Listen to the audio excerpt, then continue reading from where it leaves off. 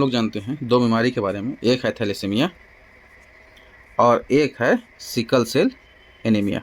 देखिए ये चर्चा में इसलिए कि अभी हाल ही में इससे पहले एक न्यूज आया था कि झारखंड सरकार जो है सिकल सेल एनीमिया को से मुक्त करने के लिए एक सिकल सेल एनीमिया मिशन भी शुरू किया गया है, जिसको 2047 तक जो है राज्य से या कहिए देश से जो है इसको क्या कर लिया जाएगा, ख़त्म कर दिया जाएगा। वैसे ही थैलेसीमिया और इन दोनों को चर्चा में लेने का यहाँ पर मकसद ये है कि दोनों आनुवंशिक बीमारी है।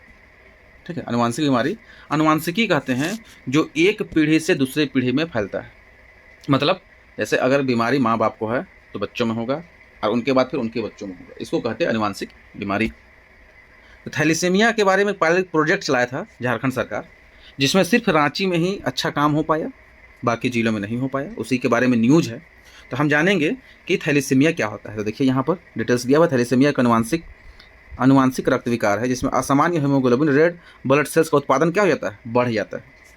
ठीक है, अब हीमोग्लोबिन की मात्रा और आरबीसी बढ़ जाएगा, तो इससे क्या होगा, ऑक्सीजन को जो चूँकि हीमोग्लोबिन का काम क्या है, हीमोग्लोबिन का काम है ऑक्सीजन को लाना ले जाना, मतलब ले जाना। जैसे ऑक्सीजन हम लोग सांस लेते हैं तो उसको ऑक्सीजन अपने बॉडी पार्ट तक पहुँचाता है, तो ऑक्सीजन का हमारे बॉडी में उससे क्या होगा, एक कमी महसूस होगा, कमी होगा।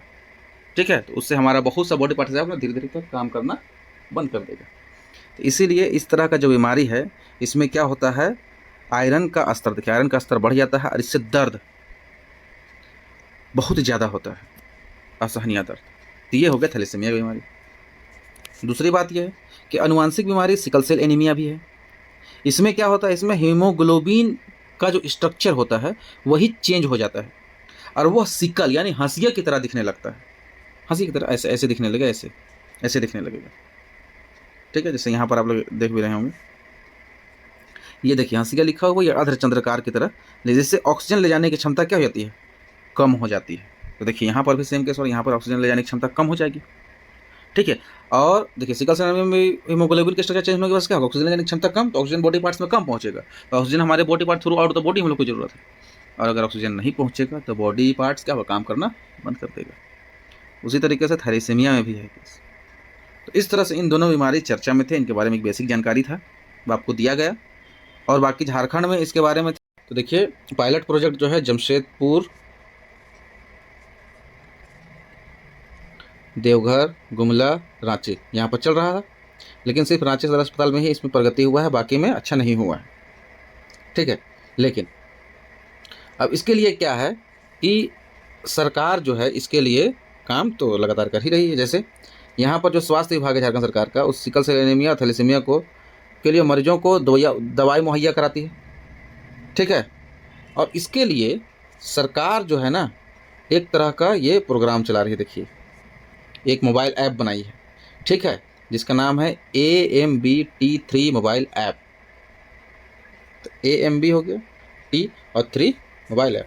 तो 3T में है 1T का मतलब टेस्ट यानी जांच,